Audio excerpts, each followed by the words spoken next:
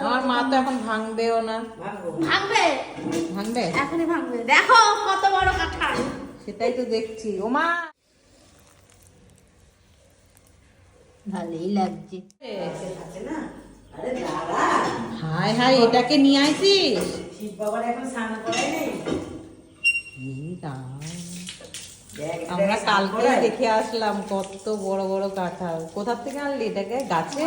ওখান থেকে গাছে আল্লাহ করেছে না তোমার? কি আঠা ছিল? না আঠা না, মাটি মুখে ছিল না, ওগুলো না ধোয়ালে ভাঙতে গেলে ওগুলো হাতের মধ্যে লাগবে তো।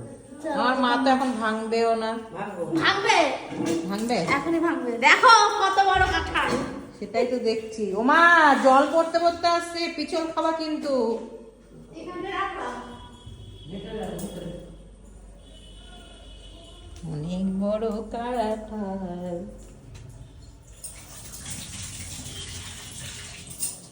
ভাঙবা তো? হ্যাঁ, এত বড় একটা কাঁঠাল নিয়ে এসে পূজা কষ্ট করে কোথার থেকে ভাঙবো না?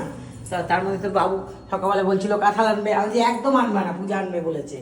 আমি বললাম একটা বড় কাঁঠাল দিয়েছে দেবো। হ্যাঁ বললোই তো, পিড়ি নাই, এই বসার ঝামেলা। এটা এটা আনো তো সময় এসে পূজা।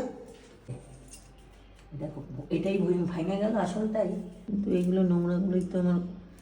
দাঁড়াও আগে আমি দেখো তো এখানটা, কাঁঠাল এখানটা দেখো, এখানটা দেখো।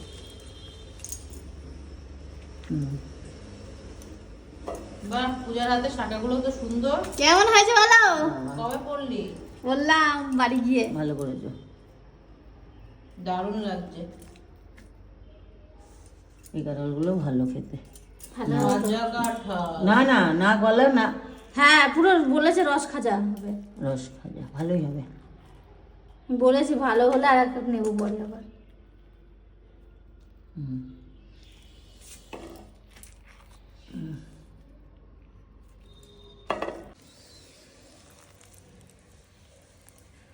ভালোই লাগছে, কিন্তু খেতে আমার ভালো লাগবে না। ভালো লাগবে, ভালো লাগবে। শক্ত শক্ত কাঁঠাল।